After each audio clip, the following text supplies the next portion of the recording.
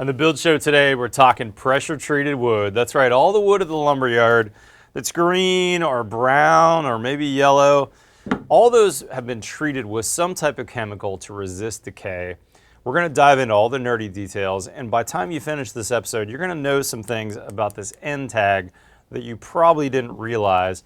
We got lots of good info for you today, sponsored by the oldest name in pressure-treated lumber, Woolmanized Wood. Let's get going.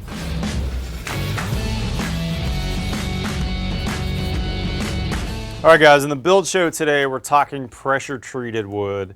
Now, this is gonna look different depending on where you are in the country, but when you buy exterior grade lumber, they're gonna be, several different colors. If they're in the South, they're typically gonna be southern yellow pine, and when you buy southern yellow pine, it may be green or yellow. If you're in the Pacific Northwest, though, where I worked for years, I always had brown pressure-treated lumber, and it always had these kind of marks on the wood. That's called incising. And the wood that was typically used in those areas is either Doug fir or maybe hem fir. And because that wood's a little more dense than yellow pine, they actually have to kind of punch it with this machine called an incisor so that pressure treating will actually get into the core easier. Now let's talk about the options on treatment. In today's market, there's really just four main kind of flavors of chemical that's being used to treat these woods. But they're all some version of copper. There's copper azole, and there's even micronized copper azole. But there is one preservative called EL2 that's a non-metallic, in other words, not copper-based, but that one's only used for above-ground applications. So when you look at these tags, you're gonna see brand names sometimes on here. You might see a Woolmanized brand. You might see some other brands. But what I want you guys to understand, and I appreciate Woolmanized sponsoring this video, because this means basically you're gonna read the same thing on everybody's tag, is there's some small lettering on here that will really give you the understanding of how preserved this wood is really gonna be for your outdoor use. Now there's two categories generally of preservative. There's above ground and there's ground contact.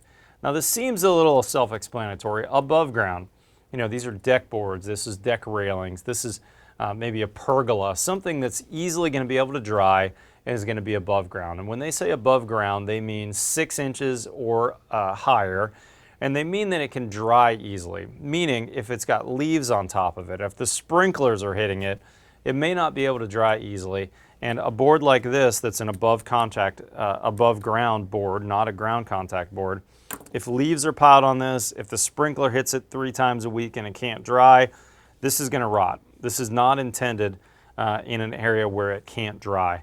So first off, let's look at this tag, and this happens to be an above ground, but no matter which manufacturer, which brand name, you're always gonna have some tiny lettering on here that I wanna point out to you.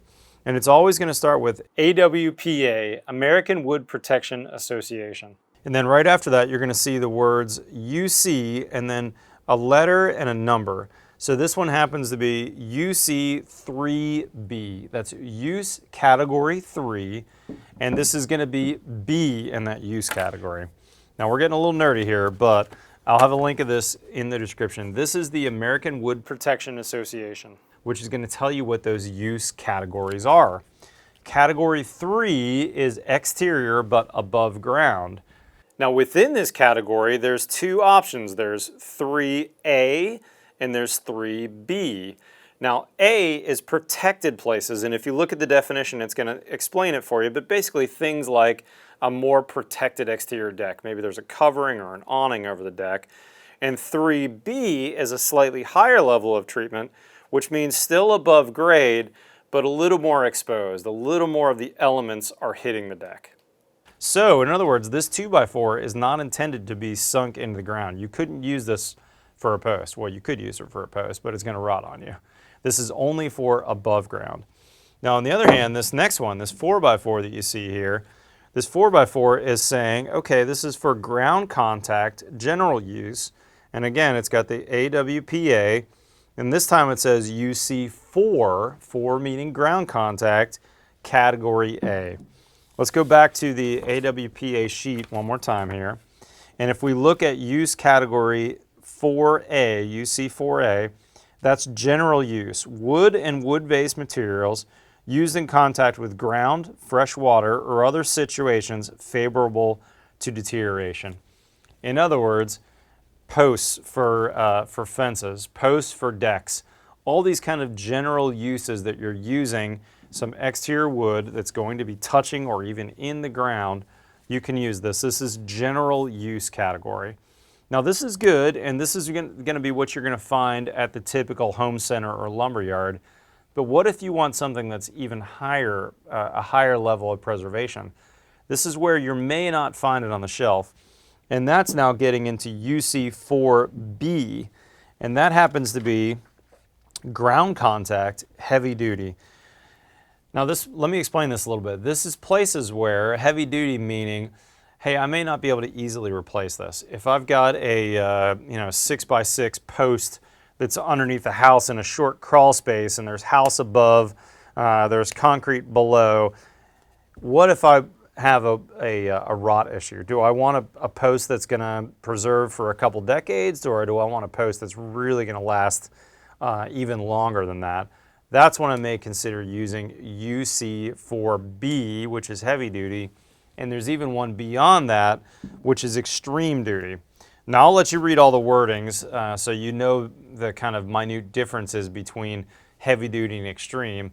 But in my mind, if I'm building a project that I really want to last, if I've got, like I said, a structural element on the house, if I'm building a deck on a cliffside that's going to be really hard to get to later, if I'm doing anything that I really, really want to make sure I'm using the top of the line the best, that's where I may consider going to UC4B or even UC4C. Now these are not docks though. These are not intended for water contact long term. That's where we need to get into marine use. That's UC category 5, and again, we've got different levels of treatment for that as well. We've got an A, which is going to be for northern waters, B for central waters, and the most extreme, which is going to be southern waters. That's UC5C. You could use this same post, the same southern yellow pine, treated to different treatment levels, really in any one of these projects. So if I was going to do a fence that I really wanted to last, I could go from this general use up to the B, which is the heavy duty use. Now, when I called around to all my local lumber yards and home centers, nobody had anything but UC4A on the shelf.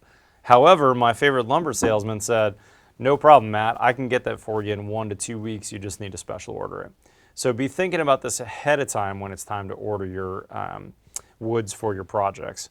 Now let's think about a couple other things. When we cut these woods, and pretty much always we're going to have to do some amount of cutting, we need to, number one, treat all the cut ends, and we also need to think about that product that we're going to use to treat those cut ends. For instance, on the shelf locally, nobody had any of the end cut treatments. Most of them are going to have something like copper in the name. There's one on Amazon that I found that could get to me in 2 days for 20 bucks a gallon, but it's not always on the shelf, so you need to think about that ahead of time.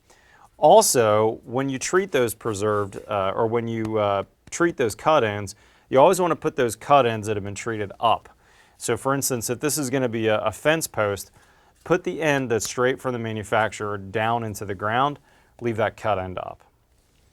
Okay, let's see, what's next on my list? Let's talk about fasteners and any metal that's going to be in contact with this.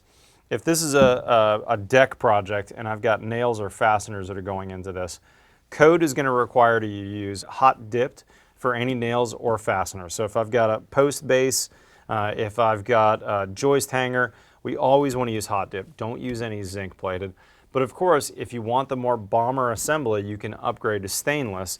The same is true for any flashings. You know, if this was up against the house and this is a rim joist right here, I've got siding coming down and some flashing going over this. We don't want to use a thin grade aluminum that might be used for roof flashing.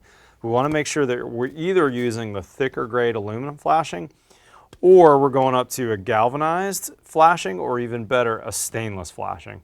So be thinking about anything that's in contact with this. The copper that's part of this preservation treatment is going to eat away at those metals, so we need a higher grade of treatment on any metal that's going to be in contact with this.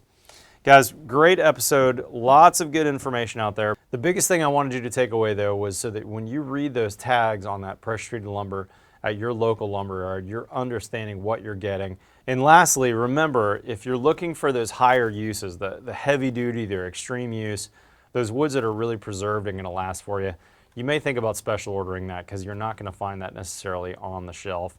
Big thanks to my friends at Womanized Wood for sponsoring today's video. You know, this is a really old brand name that's been around a long time. They've changed their formulation over the years, but they've got some great information on their website, including this right here. I thought this decision tree was really helpful to say, what kind of project am I doing? Where is this wood going to go? And what level of treatment do I need for that type of project? I'm going to put a link to their website, which is Womanized Wood, and all these documents down in the description below. Guys, if you're not currently a subscriber, hit that subscribe button below. We've got new content here every Tuesday and every Friday. And oh, by the way, I'll have a link to our newsletter as well, which goes out every Friday because we have 6 new videos a week over at buildshownetwork.com. Follow me on Twitter or Instagram, otherwise we'll see you next time on The Build Show.